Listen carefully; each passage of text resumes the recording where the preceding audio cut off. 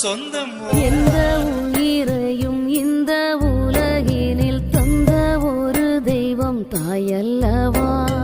அந்தம் இல்லா ஒரு சொந்தம் என்றால் அது எந்த நிலையிலும் தாயல்லவா.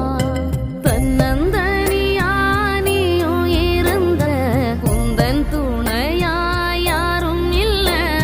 கண்ணில் வழியும் நீரை துடைக்க கைகள் எதுவும் நீளவில்லை.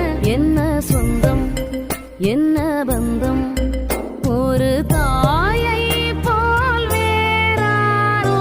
எந்த உயிரையும் இந்த உலகினில் தந்த ஒரு தெய்வம் தாயல்